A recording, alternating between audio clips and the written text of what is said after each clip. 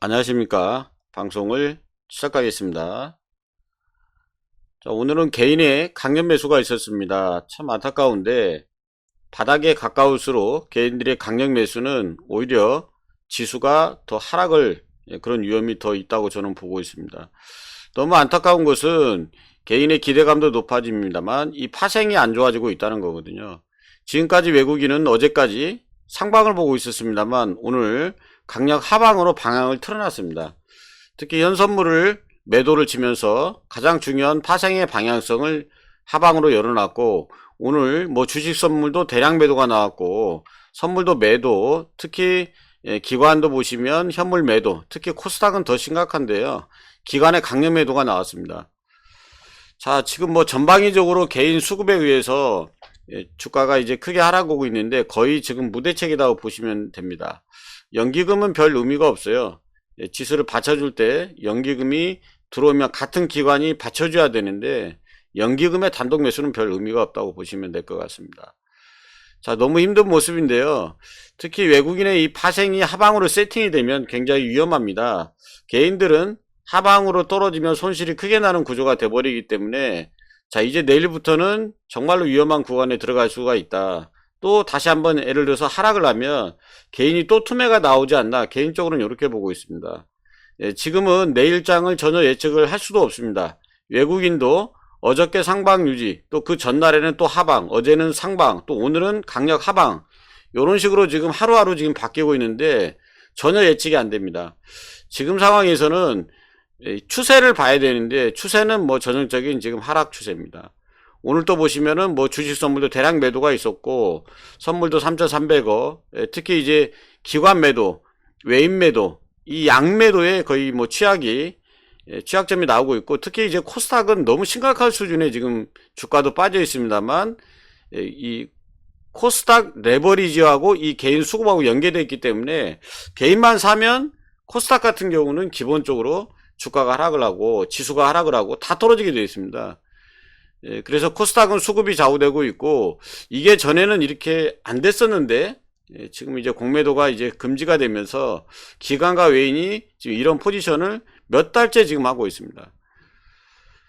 그래서 오늘 하방을 이제 양매도 포지션에서 하방을 내려놨기 때문에 정말로 이제 내일부터는 좀 조심해야 되는 구간이고요.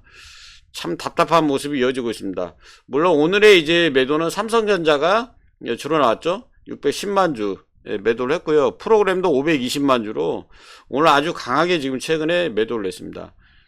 거의 대형주가 대책이 없다고 보시면 되고, 외국인의 매도에서 굉장히 취약한데, 또 취약한 거는 코스닥은 호가가 없기 때문에 또 하락도 크게 나올 수가 있다. 그래서 지금 현재의 시장은 코스닥이 가장 최악이고, 코스피도 거의 지금 수급이 없는 종목은 신저가 근처에 있는 게 너무 많다, 이렇게 보시면 될 것 같습니다.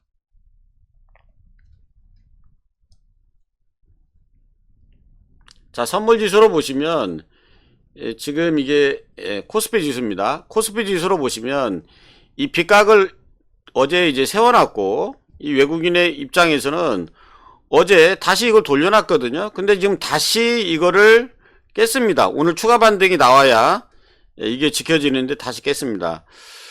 개파락으로 깨졌고, 이 너무 안 좋은 게 뭐냐면 다시 또 추세 하락이거든요. 아, 이게 너무 지금 안타까운 그런 모습이에요. 물론 이게 다시 올라오면 상관이 없습니다만 지금 현재의 모습에서는 하락형이 지속이 되고 전저점이 깨지는 모습이 나오고 있기 때문에 추세를 돌릴 수 있는, 돌리려면은 결국은 이 빗각을 넘어와야 되는데 계속 지금 막히고 있다고 보시면 되고요. 굉장히 지금 어려운 모습입니다.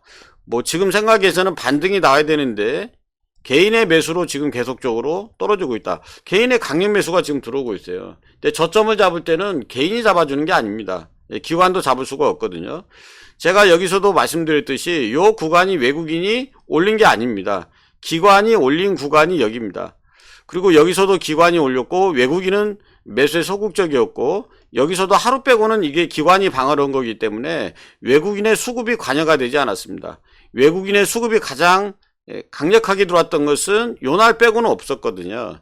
그러니까 지금 여기에 올라올 때도 기관이 방어지수 올라온 게 많기 때문에 외국인이 강력 매도에 거의 답이 없는 모습입니다.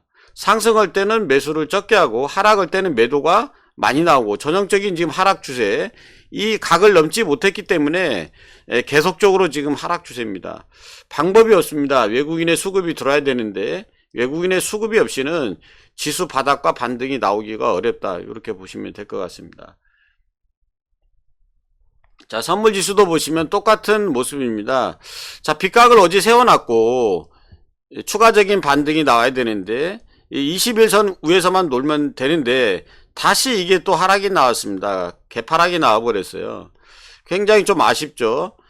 그래서 여기를 돌파해야 되는데 저점이 이제는 또 다시 여기를 봐야 되거든요. 그러면 다시 저점 여기가 열려있는 모습이기 때문에 아주 괴로운 모습이 나왔습니다. 자, 외국인만 바라봐야 되고 뭐 지금 볼 게 아무것도 없습니다. 수급이 아무것도 없는데 이 시장 자체가 비정상적인 시장이 지금 이어지고 있는 겁니다. 그러니까 이거를 바꿀 수 있으려면 역시 외인이 들어와줘야 되는데 시장 외쪽으로도 굉장히 안 좋습니다. 개인이 크게 털렸는데요. 신용이 크게 털렸는데 최근의 모습을 보시면 신용을 보시면 15조 1000원까지 털렸다가 하루에 거의 지금 올라오는 속도가 굉장히 빠르게 지금 올라오고 있습니다.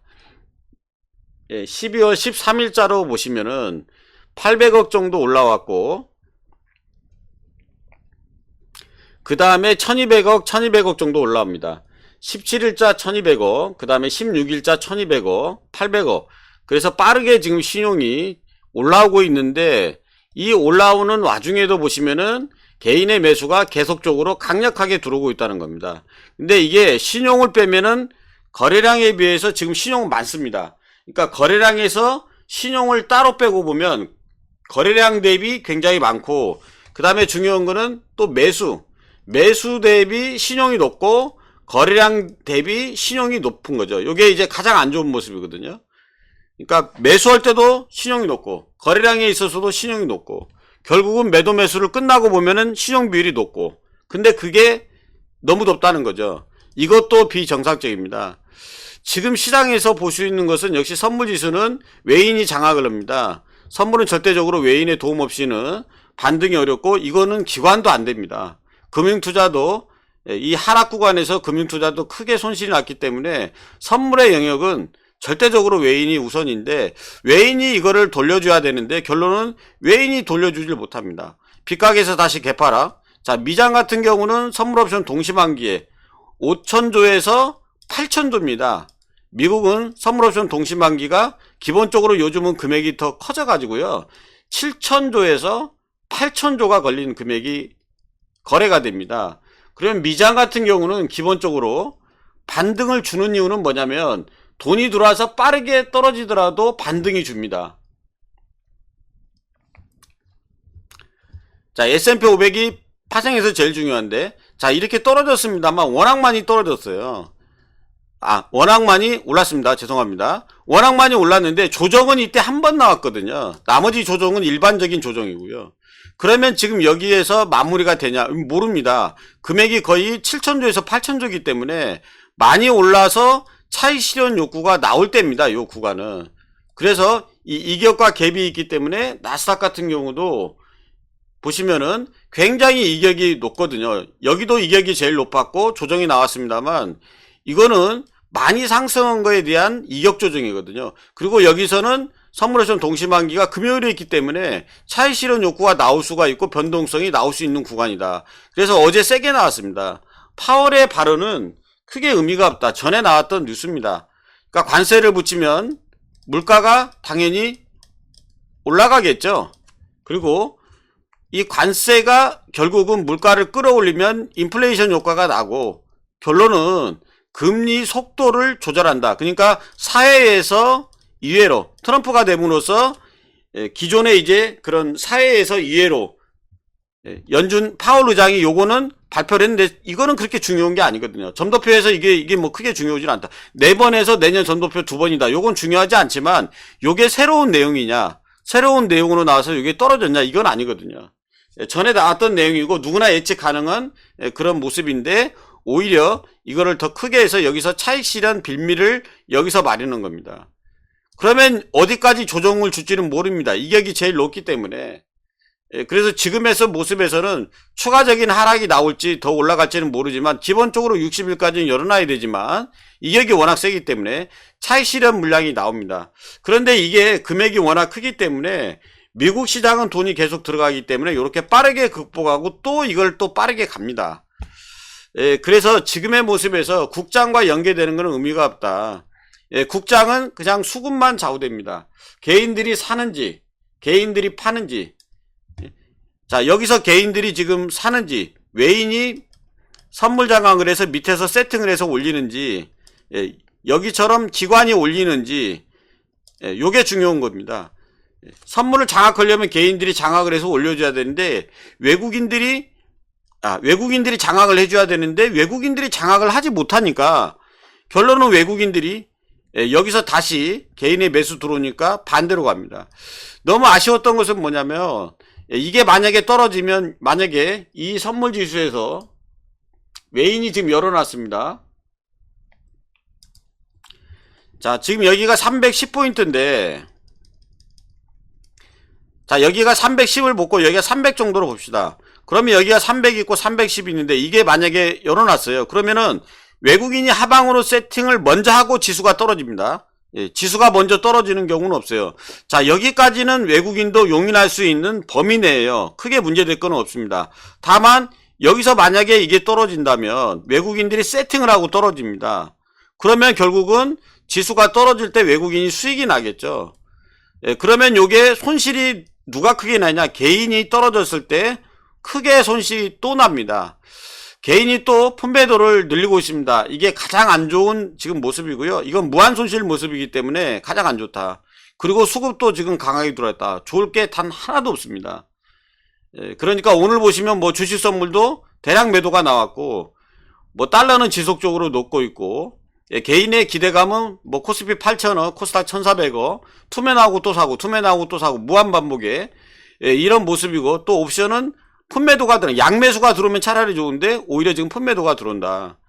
그러면 하락에 있을 때 손실은 크게 난다. 다만 지금 외국인도 상반 세팅에서 이제 하방으로 바뀌면 기본적으로 외국인이 수익이 늘어나기 때문에 그러고 나서 외국인은 올리면 됩니다.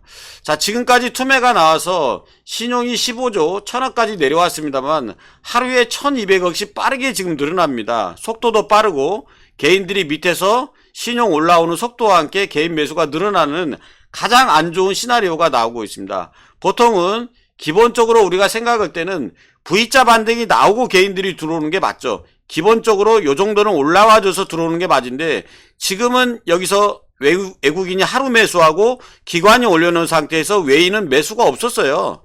다시 또 떨어지기 때문에 외인의 입장에서는 결코 쉽게 올려주지 않겠다. 또 개인들의 기대감이 너무 강하기 때문에 이 기관들은 사봤자 다시 던지면 됩니다. 연기금만 약간은 방어를 해주고 있지만 나머지 기관들은 전부 다 매도 포지션이기 때문에 지금의 모습에서는 거의 최악이다. 그래서 지금은 외국인의 요런 하루 다르게 요런 하는 모습은 전에도 볼 수 없었고 지금 외국인도 많이 헷갈려 합니다. 외국인도 세팅을 하면 이상한 일이 터지고 선물에서 이렇게 고전한 적이 거의 없는데 외국인도 뭐 하루 상승, 하루 하락, 올 상방, 올 하락 뭐 이런 식으로 하니까 전혀 지금 예측이 안 됩니다.